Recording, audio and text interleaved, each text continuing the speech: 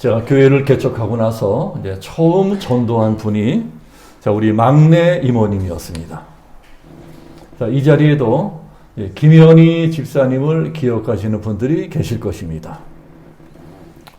제가 조카인데 우리 막내 이모님이 제가 이 삼성동에서 교회를 개척한다고 하니까 이제 조카가 개척한 교회가 어떤 교회인가 이제 궁금해서 구경을 하러 왔습니다.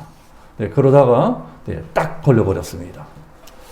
아마 제가 교회를 개척하지 아니하였으면 우리 이모님은 절대로 평생 살며 교회를 나오실 분이 아닙니다. 그만큼 미신에 푹 빠져 살던 분이었습니다. 자, 귀신 중에도 이상한 귀신을 섬기고 있었습니다. 할아버지 귀신을 섬기고 있었어요. 할아버지 귀신을 섬기면서 집을 나갈 때 들어올 때 할아버지 우리 애들을 지켜주시고 우리를 지켜주세요. 할아버지 귀신을 섬겼어요. 참 별 이상한 귀신도 있습니다. 그런데 자, 그렇게 할아버지 귀신을 섬기던 우리 막내 이모님이 이제 우리 교회를 처음 나오셨어요. 갓 교회를 개척했을 때입니다. 성도들도 손가락에 셀 만큼 적었습니다. 근데 조카가 개척한 교회를 보니까 사람이 너무나 없는 것입니다. 거의 사람이 없는 거예요. 그것을 보고 내가 불쌍했던지 이제 조카가 불쌍해서 교회를 나와 주었습니다. 그런데 한 번, 두 번 교회 나오면서 말씀을 듣고 하면서 은혜를 받기 시작합니다. 말씀을 자꾸 들으니까 어느 때 믿음이 들어오는 것입니다. 그래서 이제 그때 서울 사셨는데 서울서부터 여기까지 상당히 먼 거리인데도 버스를 2번씩 갈아타면서 예배를 하기 시작하는데 나중에는 믿음이 들어오니까 예배라고 하는 모든 예배는 빠짐없이 다 드리게 되었습니다. 모든 예배를 착실하게 잘 드리게 되었습니다. 자, 그렇게 되면서 세례도 받고 집사도 되고 복도 많이 받았습니다. 하나님이 그 믿음이 자라나는 만큼 복을 주시는데 정말 복을 많이 받았어요. 우리 교회 처음 나오실 때만 하더라도 김현희 집사님은 찢어지게 가난했었습니다. 단칸 사골세방에 살고 있었어요. 근데 교회를 다니기 시작하면서부터 희한하게 그 인생이 풀리기 시작하는 것입니다. 어떻게 인생이 풀리느냐? 하나님께서 아이들을 잘 되게 하십니다. 아들이 있고 딸이 하나가 있었는데 대학교를 졸업한 아들이 이제 국민은행에 취직을 합니다. 자, 은행은 봉급이 많잖아요. 수입이 많습니다. 아들이 탄탄한 직장으로 돈을 벌기 시작하니까 집안이 일어서기 시작해요. 딸도 현대그룹 다니는 탄탄한 직장을 가진 이 남편과 결혼했어요. 사위도 잘 만났습니다. 아들과 딸이 잘 되니까 그 가난하던 집이 금방 일어나는 것입니다. 그래서 월세방을 전전하고 살던 분이 지금 분당으로 이사가서 집도 사고 잘 살고 계십니다. 근데 지금 집값이 얼마나 뛰었습니까? 분당의 집값도 폭등을 해서 옛날에 비하면 재벌처럼 살고 있습니다. 그러니까 막내 이모는 이제 저만 만나면 조카 목사님은 내 은인이다. 제가 은인이래요. 조카 목사님 때문에 하나님 만나고 구원도 받게 되고 이렇게 많은 복을 받게 되었다. 자, 이런 말을 합니다. 막내 이모가 이제 우리 교회 나올 적에 이제 이런 말을 한 적이 있습니다. 자기는 교회를 처음 나올 때만 하더라도 이 세상에서 자기가 제일 불쌍한 사람인 줄 알고 있었다고 합니다. 다들 행복하게 잘 살고 있는데 나만 고생하며 살고 있는 것 같았대요. 그런데 교회를 다녀보니까 세상에 자기보다 더 고생하는 사람들이 그렇게 많더라는 것입니다. 자기는 남편은 일찍 죽고 막내 이모부가 일찍 돌아가셨거든요. 남편은 일찍 죽고 고생을 했어도 아이들은 속 썩이지 않고 잘 자라나 주었다. 좋은 직장에 취직도 하고 결혼도 잘하고 행복하게 살고 있어요. 그런데 교회를 다니면서 보니까 이 돈이 없어서 속 썩는 것은 기본이고 그건 기본이고 남편이 속썩이는 사람, 자식이 속썩이는 사람, 또 부모 형제 때문에 속 썩고 사는 사람, 몸이 병들어서 고생하는 사람, 장애 때문에 고생하는 사람, 알고 보니까 이 세상에는 자기보다도 훨씬 고생하는 사람들이 세고 셌더라는 거예요. 맨 차고 넘치는 게 자기보다 더 고생하는 사람들이더라. 그래서 자, 목사님이 설교할 때마다 우리 인생은 고해다 그러는데 정말 우리 인생은 고해라고 하는 것을 절감하게 된다고 하는 것입니다. 알고 보니까 자기만 고통을 받는 줄 알았었는데 이 세상 전체가 고통받는 사람들 천지더라. 고난받는 사람들 천지더라. 이 세상은 고통의 바다더라. 그래서 고해라는 말을 알게 되었다는 것입니다. 자, 그게 맞는 말입니다. 이 세상에 고통 없이 살아가는 사람이 어디 있겠습니까?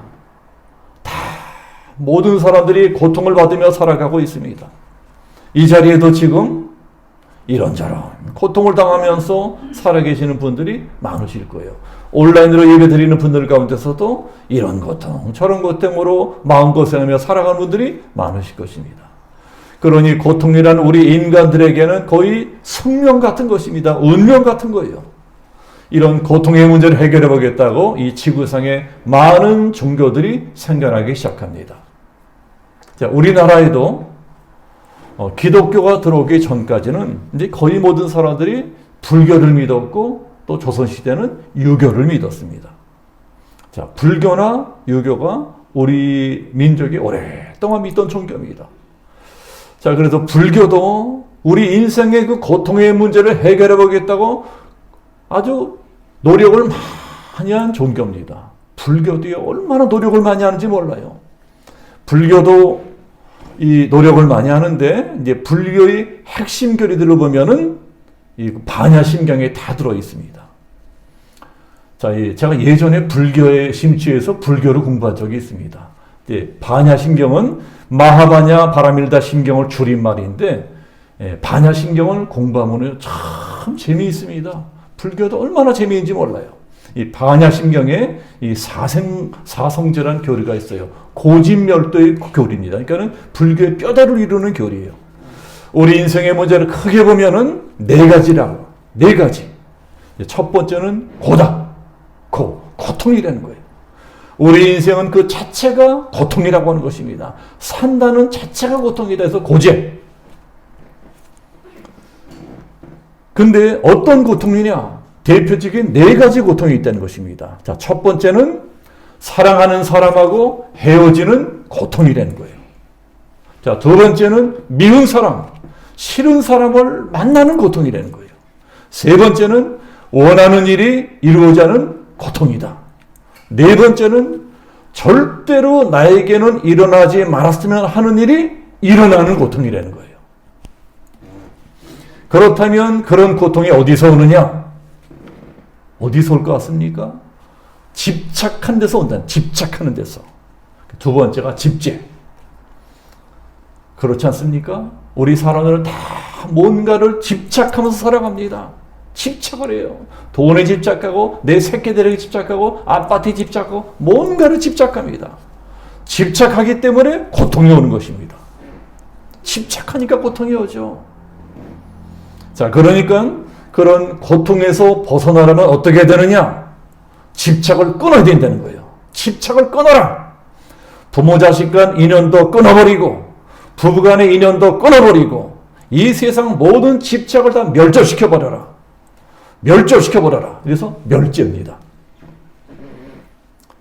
그렇게 이 덧없는 이 세상 모든 인연을 다 끊고 깨달음을 얻게 된다면 너도 없고 나도 없는 무념무상의 세계, 곧 니르바나의 세계, 해탈의 세계로 들어가게 될 것이다. 그게 도제예요. 불교의 핵심 교리인 고진멸도, 이 사성제가 이것입니다. 불교도 공부하면은요 대단한 종교입니다. 불교의 교리는요 아주 치밀하고 조직적입니다. 거기 빠지면은 헤어나오지는 못해요. 그래서 금발에 파란 눈을 가진 서양의 젊은이들이 불교에 푹 빠져가지고 머리 깎고 중대고 우리나라에도 많이 오지 않습니까? 그러나 불교의 교리들을 자세히 공부하다 보면은 언젠가는 반드시 한계에 부닥치게 되어 있습니다. 자, 무슨 한계입니까? 불교는요, 모든 문제를 오로지 끊는 방법으로만 해결하려 한다는 것입니다. 끊는 걸로 해결하려고 해요. 석가모니 부처님의 말씀에 의하면 이 세상은 원래 공이고 무라는 것입니다. 이 세상은 원래 공이고 무다. 아무것도 없는 것이다. 그렇기 때문에 고통이고 괴로움이고 그런 건 원래 없다는 것입니다. 그런 건 원래 없는 것인데 사람들이 쓸데없는 집착을 가지고 있기 때문에 그런 것들이 있는 것처럼 착각하게 되었다는 것입니다. 그러니 모든 집착을 끊고 인연도 끊어버리고 나를 비우고 깨달음을 얻게 되면 다시 원래대로 고통도 없고 괴로움도 없고 너도 없고 나도 없고 이 세상도 없는 무념무상 무아의 세계로 들어가게 될 것이다. 이게 바로 불교에서 말하는 구원입니다. 구원. 그게 바로 불교에서 고통을 해결하는 방법입니다. 유교는 그 반대를 할 수 있습니다. 불교가 고통이라고 하는 문제를 없는 걸로 여기면서 무조건 끊는 방법으로 해결하려고 했다면 유교는 반대예요. 그러니까 불교와 유교는 정반대의 종교입니다. 유교는 아주 현실적이고 정치적인 방법으로 고통의 문제를 해결하려고 합니다. 유교의 창시자가 누굽니까? 공자잖아요. 유교는 공자로부터 시작이 되었습니다. 자, 공자는 춘추 전국시대에 태어났는데 그 시대는 우리가 아는 것처럼 엄청나게 어지럽고 혼란한 시대였습니다. 그 어지러운 시대를 살아가면서 전쟁과 질병과 기근과 가난으로 고통받고 있는 무수한 백성들을 바라보면서 공자가 고민을 해요. 공자가 고민을 합니다. 이 백성들의 문제를 어떻게 해결할 수 있을까? 그러면 내린 결론이 훌륭한 통치자가 나와야 된다. 훌륭한 군주, 훌륭한 왕이 나와야 된다. 아주 도덕적이고 훌륭한 인격을 갖춘 능력 있는 임금이 나온다면 이 모든 백성들의 문제를 해결할 수 있을 것이다. 그래서 유교의 중심 사상의 논어를 보면 현실 정치에 깊이 개입을 합니다. 구체적으로 훌륭한 지도자를 만들어내려고 노력을 하는 게 나와요. 그래서 수기한 백성, 즉 자기를 먼저 수양한 다음에야 백성들을 편안하게 다스릴 수 있다. 지도자를 양육합니다. 수기치인, 지도자가 되려면 자기가 자기 세는 먼저 수양해야 된다. 자기 집구석도 다스리지 못하는 인간이 어떻게 남을 다스릴 수 있겠느냐? 자기를 먼저 수양하고 자기 집을 다스려야 다른 사람들을 편안하게 다스릴 수 있다. 그러니까 유교에서는 요순 임금 같은 훌륭한 임금이 나오기만 하면 우리 사람들의 모든 고통의 문제를 해결할 수 있다 이렇게 믿었어요. 요순 시대의 임금 같은 훌륭한 군주가 나오면 사람들의 고통이 다 해결될 것이다. 그런데 우리 인류 역사상 언제 한번 그런 적이 있었습니까? 언제 한번 그런 임금, 그런 지도자가 난 적이 있었어요. 다 부족하고 허물 많은 지도자가 처음에는 잘했다가 나중에 망쳐버리고 되풀이되는 게 우리 인류 역사였습니다. 자, 이것이 불교와 유교의 한계입니다. 그러나 기독교는 이 고통의 문제를 다루는 방법이 전혀 달랐습니다. 우리 기독교는 죄의 문제를 해결함으로써 고통의 문제를 해결하려고 합니다. 아담과 하와가 죄 짓기 전에 에덴 동산에는 고통이라든가 고난이라든가 슬픔이라든가 이런 것이 없었습니다. 거기는 완벽한 낙원이었어요. 그런 것들은 다 우리 인간들이 하나님 명령에 불순종하고 죄를 지었기 때문에 그 다음부터 생겨난 것들입니다. 죄 때문에 우리가 이런 고통을 받게 되었다는 거예요. 바로 그 죄의 문제를 해결해 주기 위해서 예수님이 이 땅에 오십니다. 그리고 우리들의 죄를 대신 지고 십자가에서 죽으셨어요. 십자가에서 우리들의 모든 죄의 문제를 다 해결해 주신 것입니다. 그래서 예수님을 믿게 되면 죄를 이길 수 있는 힘을 얻게 됩니다. 죄를 이길 수 있게 되는 거예요. 예수 믿게 되면 모든 고난과 환난을 이길 수 있는 소망을 갖게 됩니다. 자, 오늘 성경을 보면은 우리 기독교에도 유교나 불교 같은 다른 종교처럼 고난이라든가 환난 같은 말씀이 많이 나와요. 자, 우리 한번 볼까요? 자, 4절 보시면 우리의 모든 환난 중에도, 자, 5절 보셔도 그리스도의 고난이 우리에게 넘친 것 같이, 6절 우리가 환난 받는 것도, 7절에도 너희가 고난에 참여하는 자가 된 것 같이, 8절에도 우리가 아시아에서 당한 환난을. 자, 이렇게 한쪽으로는 고난, 환난 이런 말씀이 많이 나오면서 또 한쪽으로는 그만큼 위로, 소망, 자, 이런 말씀들이 많이 나옵니다. 자, 그것도 한번 볼까요? 자, 3절 보시면 위로의 하나님, 4절에도 우리를 위로하사 우리로 하여금 하나님께 받는 위로로서, 자, 5절에도 우리가 받는 위로도 그리스도로 말미암아 넘치는도다. 6절에도 너희가 위로와 구원을 받게 하려는 것이요 7절에도 너희를 위한 우리의 소망이 견고함은. 네, 그러니까 고난이라든가 환난 같은 말과 위로와 소망이라고 하는 말이 거의 비슷하게 나오고 있습니다. 자, 이것은 그만큼 성경이 고난 중에서도 위로를 말하고 있고 환난 가운데서도 소망을 말해주고 있다는 것입니다. 너희들 지금 고통을 당하면서 너희들의 인생이 끝나는 것 같지만 아니야. 이게 너희들의 인생이 끝이 아니야. 너희가 당하는 이 고난이 끝이 아니야. 이 고난이 끝나면, 환난이 끝나면 그 다음에 하나님이 예배하신 더 큰 축복이 기다리고 있어. 더 큰 영광이 기다리고 있어. 너희들은 이 고난을 통해서 하나님을 만나게 될 거야. 이 고난을 통해서 하나님을 만나게 되면 너희들의 인생은 바꾸어질 거야. 너희들의 운명은 바꿔질 수 있다. 이렇게 성경은 환난, 고난과 함께 위로와 소망도 같이 말씀하고 있습니다. 이게 바로 우리 기독교에서 고통의 문제를 해결하는 방법입니다. 이 세상에 고통 당하고 싶은 사람이 어디 있겠습니까? 고통 당하기 원하는 사람은 아무도 없어요. 아무도 고통 당하기를 원하지 않지만 고통이란 놈은 모든 사람에게 다 찾아옵니다. 고통이란 놈만큼 공평한 놈도 없는 것 같아요. 고통은 믿는 사람에게나 안 믿는 사람에게나 똑같이 찾아옵니다. 믿음 좋은 사람에게는 봐줬으면 좋겠는데 봐주지 않아요.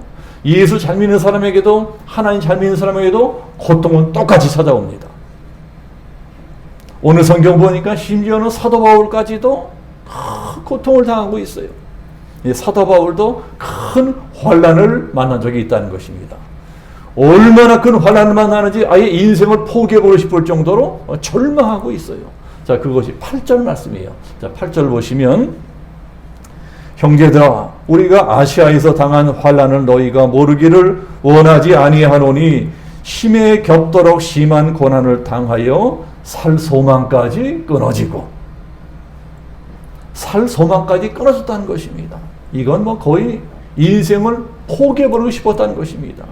차라리 죽어버리고 싶다. 차라리 죽어버리고 싶다. 자, 이것이 우리같이 약한 사람들의 말이 아니고 위대한 사도 바울의 말입니다. 이 사도 바울이 얼마나 큰 환난과 고통을 당했으면 내가 차라리 죽었으면 좋겠다. 내가 차라리 죽었으면 편하겠다. 차라리 내 인생을 포기해버리고 싶다. 이런 마음까지 뭐 없겠어요. 사도 바울이. 그러나 중요한 것은 그 다음에 사도 바울이 어떻게 했느냐 하는 것입니다. 어떻게 했습니까? 사도 바울은 그 살소망까지 다 끊어져 버린 그 처참한 환경 가운데서도 고난에 굴복하지 않습니다. 그 고난을 극복해냅니다. 어떻게 해요? 사도 바울이 어떻게 그 처참한 환난과 고난을 극복해낼 수가 있었느냐? 자, 이것이 오늘 성경이 우리에게 교훈하는 것입니다. 사도 바울이 어떻게 그 고난을 극복할 수 있었느냐? 자, 첫 번째는 고난을 당하면서 사도 바울이 생각을 합니다. 무슨 생각을 해요? 내가 믿는 하나님이 어떤 분이시냐? 내가 하나님을 믿고 있는데 내가 믿는 하나님이 어떤 하나님이시는 거예요? 그냥 죽고 싶고 다 포기해버리고 절망 가운데서도 하나님을 생각합니다. 사람이 생각만 잘해도 살 길이 열립니다. 사도 바울이 생각을 하는 거예요. 근데 사도 뭘 생각하는 거니? 도대체 하나님이 누구시냐? 도대체 내가 믿고 의지하는 하나님은 어떤 분이란 말이냐? 사도 바울이 생각한 하나님이 어떤 분이었습니까? 우리 9절도 같이 보겠습니다. 자, 9절 보면 우리는 우리 자신이 사형 선고를 받은 줄 알았으니 이는 우리로 자기를 의지하지 말고 오직 죽은 자를 다시 살리시는 하나님만 의지하게 하십니다. 사도 바울이 생각한 하나님이 어떤 분이었습니까? 우리 하나님은 죽은 자도 다시 살리시는 하나님이시다. 내가 믿는 하나님은 능치 못할 것이 없는 하나님이시다. 내가 믿는 하나님은 전능한 하나님이시다. 이런 하나님을 생각하면서 신앙 고백을 합니다. 이것이 9절이에요.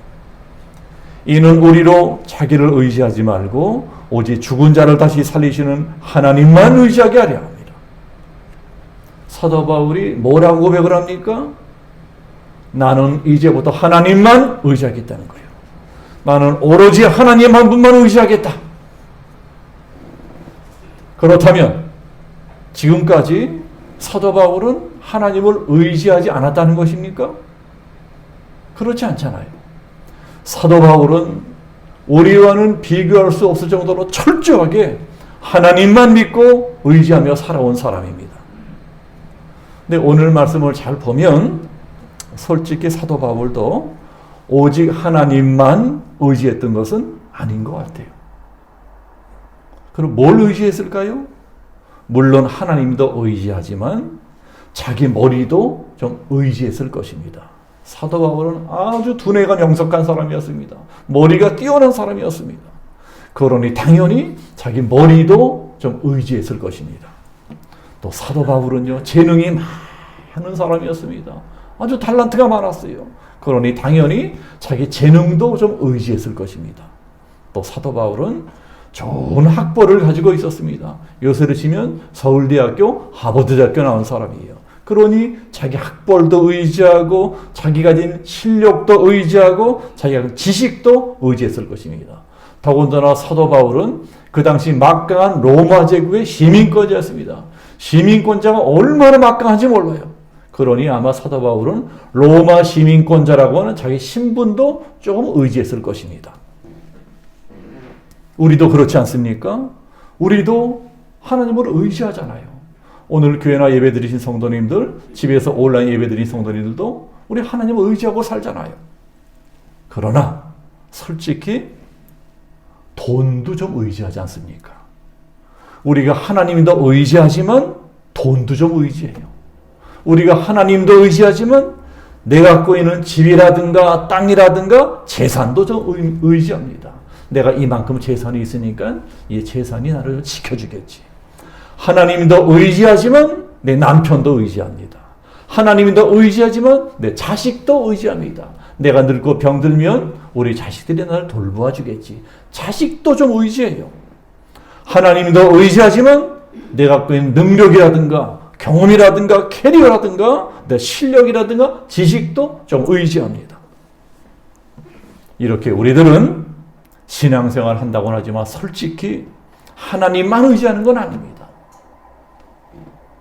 어쩌면 눈에 보이지 않는 하나님보다 눈에 확실하게 보이는 돈이라든가 집이라든가 땅 문서라든가 연금이라든가 보험이라든가 내 남편이라든가 우리 아이들이라든가 의사라든가 병원을 더 의지하고 살고 있는지도 모릅니다. 그래서 우리만 그런 것이 아니고 사도 바울에게도 그런 것이 있었다는 거예요. 하나님만 의지하는 게 아니라 다른 것도 조금은 의지합니다. 그래서 하나님께서 사도 바울을 깨뜨리십니다. 바울의 인생에 환난과 고난을 보내십니다. 그 환난과 고난으로 괴로워하고 고민하다가 절망하다가 비로소 자기의 고통을 주시는 하나님의 뜻을 깨닫게 됩니다. 그렇구나. 하나님이 이런 환난 고통을 주시는 까닭은 내 마음속의 교만함, 하나님만을 절대적으로 믿지 못하는 이 교만함, 이것을 깨뜨리려고 하시는 것이로구나. 자, 이것을 깨달은 말씀이 9절이에요. 자, 우리 9절 봅시다.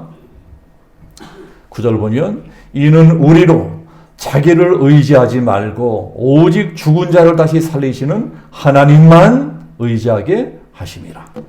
하나님만 의지하게 하려고. 하나님만 의지하게 하려고.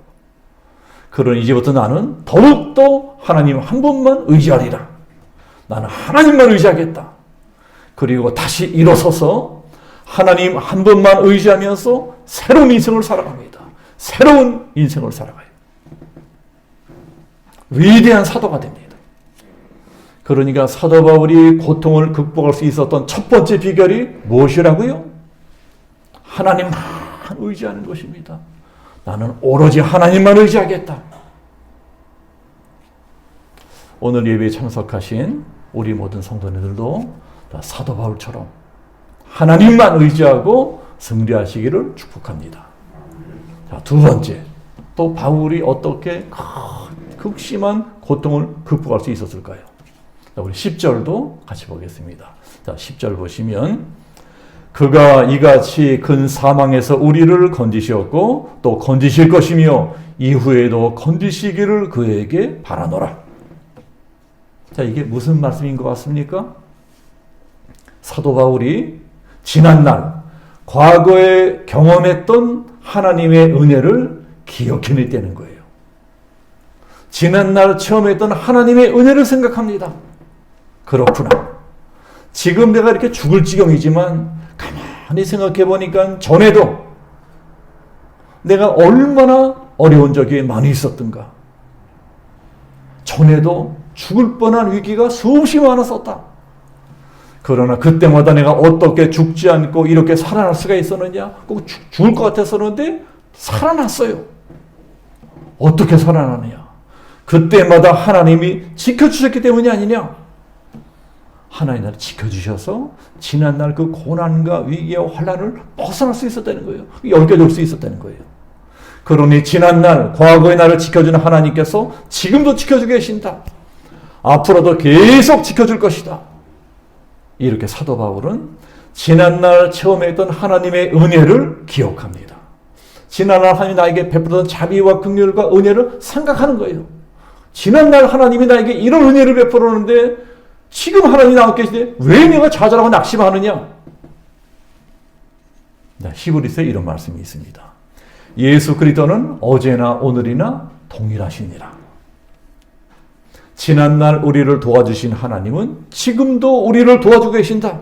그리고 앞으로도 영원토록 우리가 천국 들어가는 그 순간까지 도와줄 것이다. 사도 바울 이것을 생각합니다. 지난날 나를 도와주신 하나님이 바로 지금 나와 함께 계신다. 앞날에도 함께 하실 것이다. 그리고 그 고통 가운데 진리를 깨닫고 일어나는 거예요. 그가 이같이 큰 사망에서 우리를 건지셨고 또 건지실 것이며 이후에라도 건지시기를 그에게 바라노라. 또 사도 바울이 이 고통을 극복해낼 수 있었던 세 번째 비결은 기도입니다. 기도예요. 우리 11절도 같이 보겠습니다. 자, 11절 보시면 너희도 우리를 위하여 간구함으로 도우라. 이는 우리가 많은 사람의 기도로 얻은 은사로 말미암아 많은 사람이 우리를 위하여 감사하게 하려 함이라. 자, 이 말씀이 참 중요합니다. 사도 바울이 그 큰 고난들을 극복해낼 수 있었던 원동력이 무엇이냐는 거예요. 그것은 바로 기도였다. 사도 바울은 기도로 이겨냈다는 거예요. 오늘날 우리도 마찬가지입니다. 우리가 신앙생활 하면서 기도만큼 중요한 것이 없습니다. 기도가 가장 중요합니다. 지금 코로나로 얼마나 어려운 시대입니까? 자영업자들 문 닫는다고 난리들이고 실직하고 우리가 몰라서 그렇지 주변에 고통받는 사람들이 굉장히 많습니다. 그런데도 불구하고 고통받는 사람들이 다 기도할까요? 다 기도할까요? 자, 우리들은 요새 얼마나 기도하고 있습니까? 하루에 얼마나 기도합니까? 우리 한번 내 기도 시간을 계산해 봅시다. 나는 과연 하루에 얼마나 기도하나? 그동안 내가 평생 교회 다니면서 얼마나 내가 기도했을까? 우리가 하나님을 만나고 싶으면, 하나님의 능력을 체험하고 싶으면 기도해야 됩니다. 기도를 해도요, 조금 하는 게 아니라 많이 해야 됩니다. 간절하게 기도해야 됩니다. 대충 기도하지 말고 부르짖어 기도해야 됩니다. 기도하지 않으면 하나님의 능력을 체험하지를 못해요. 하나님이 오로지 자기를 나타내시고 우리에게 하나님을 체험할 수 있도록 열어놓으시는 유일한 길이 바로 기도입니다. 기도길을 통해서 하나님이 우리에게 오시는 거예요. 그래서 교회를 아무리 오래 다닌 사람이라고 할지라도 자, 이러한 기도를 알고 기도를 배우게 될 때까지 그 사람은 아직 온전한 신앙인이 될 수가 없습니다. 내가 믿음이 있다는 증거가 무엇입니까? 기도한다는 거예요. 믿음 있는 사람은 기도하게 되어 있습니다. 믿음 있는 사람이 기도를 하지 않으면 내 마음이 답답해서 심령이 답답해서 견딜 수가 없어요. 이게 정상입니다. 나는 기도를 안 하는데도 아무렇지도 않다. 하루 종일 기도 한마디 안 하는데도 나는 세끼밥 꼬박꼬박 잘도 찾아 먹고 잘 먹고 잘 산다. 이런 분들이 만약에 계시다면 정직하게 자기 자신을 돌아봐야 됩니다. 내가 이렇게 교회를 다니고 있지만 내가 정말 예수를 믿고 있나? 내가 정말 예수님을 제대로 믿고 있나? 우리는 정직해야 돼요. 내가 정말 믿음이 있나? 기도야말로 내가 정말 믿음이 있는지 없는지 확인할 수 있는 유일한 길이고, 하나님을 체험할 수 있는 유일한 길이고, 고난을 이길 수 있는 유일한 길입니다. 결국은 사도 바울이 살아날 수 있었던 비결도 기도였어요. 기도. 사도 바울도 기도하지 않았으면 망했을 것입니다. 기도했기 때문에 그 처참한 상황에서 살아난 거예요. 기도했기 때문에 그 인생 포기하고 싶고 그 절망과 다시 일어날 수 있었어요. 그렇다면 사도 바울이 어떤 기도를 드렸느냐?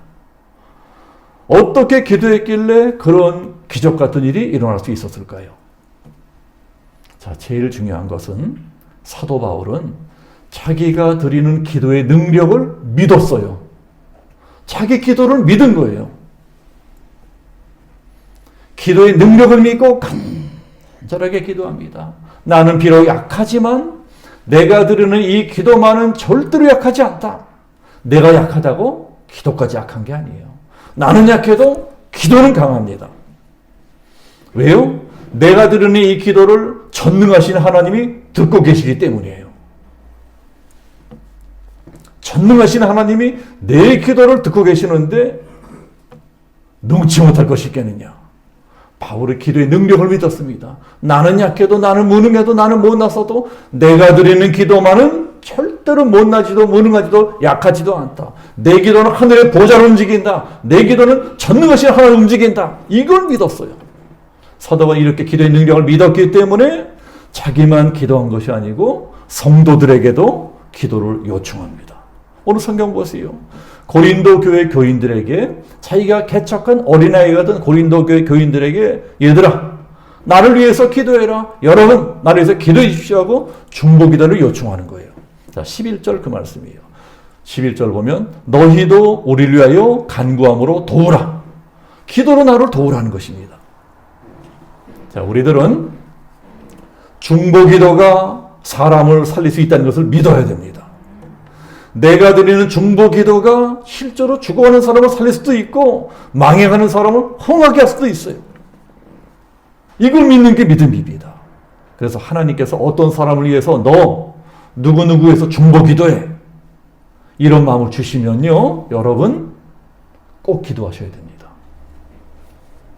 그건 해도 되고 안 해도 되는 것이 아니고 반드시 해야 돼요. 그 사람이 내 남편이든 내 아내든 어느 집사님이든 권사님이든 장로님이든 목사님이든 아니면 우리 교회 처음 나와서 내가 잘 모르는 사람이든 어쨌든 하나님이 내 마음에 이상하게 저 사람을 위해서 기도해 주고 싶다, 이런 감동이 온다면 반드시 기도하셔야 됩니다.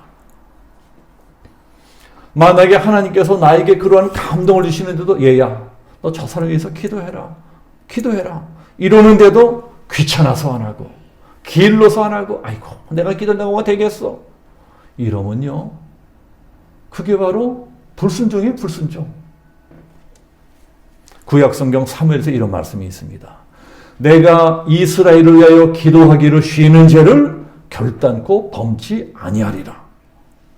내가 이스라엘에서 기도는 사명을 받았는데 기도를 안 하면 내가 하나님께 벌을 받는다는 거예요. 기도해야 될 사람이 있는데 안 해주면 그게 죄라는 것입니다. 더 중요한 것은요, 그 사람을 위해서 기도해 주는 것이 사실은 그 사람뿐만이 아니고 나에게도 유익이 된다는 것입니다. 무슨 유익이 될까요?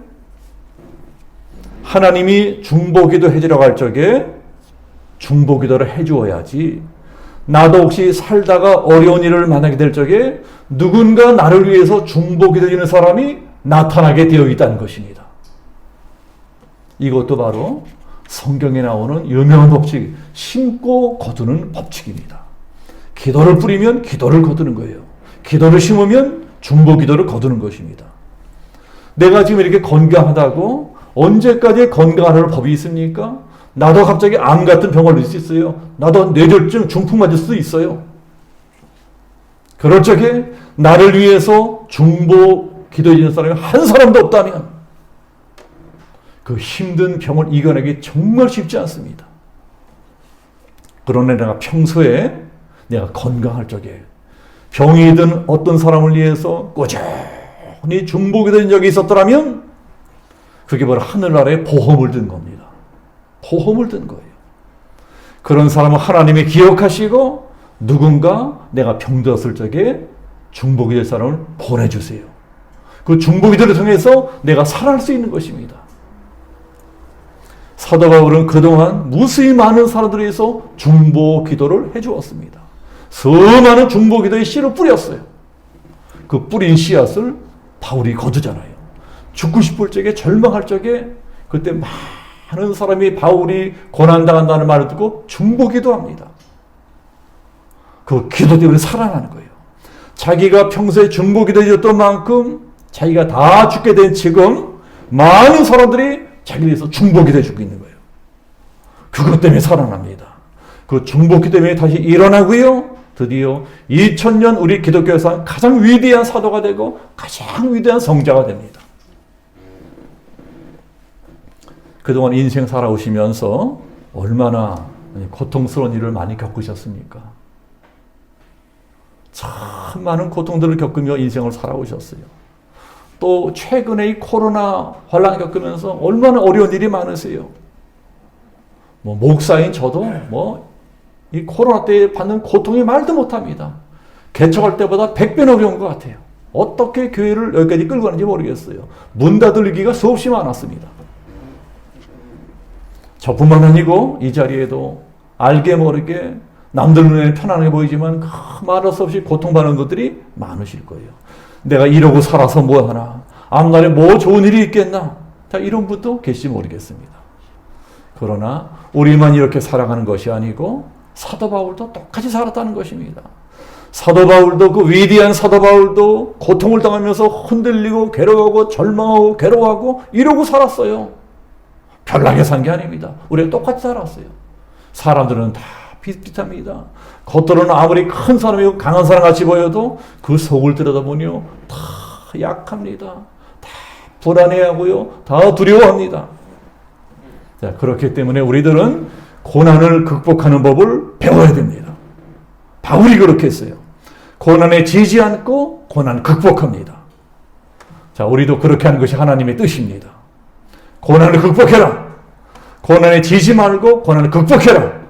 그리고 더 큰 믿음의 사람이 되어라. 고난을 극복하려면 어떻게 된다고요? 하나님만 의지하는 거예요. 하나님이 지난 나에게 베풀어 은혜를 생각하는 것입니다. 그리고 기도하는 거예요. 간절하게 끈덕지게 기도하는 것입니다. 기도하면 하나님의 보좌가 움직여요. 그리고 하나님께서 하늘 보좌로부터 이 고난을 이길 수 있는 능력을 주십니다. 기도하면 소망을 주시고 기도하면 이 고난을 축복으로 바꾸어 주십니다. 이 한 주간도 하나님만 의지하고 하나님께 더 많이 기도하면서 우리가 당하는 이 많은 고난을 극복해내고 승리하는 우리 양지명석의 모든 성도님 되시기를 예수님의 이름으로 축복합니다. 아멘. 기도하겠습니다. 자비로우신 아버지 하나님, 이 어렵고 힘든 시대, 불확실한 시대, 내일은 또 어떤 일이 나타날 것인가 우리들이 예측치 못하여 다 두려워하고 벌벌 떨고 있는데 그런데도 불구하고 성경은 우리에게 위로를 말씀하고 있고 소망을 말씀하고 있으며 이 고난을 극복할 수 있는 노하우를 가르쳐 주시니 감사합니다.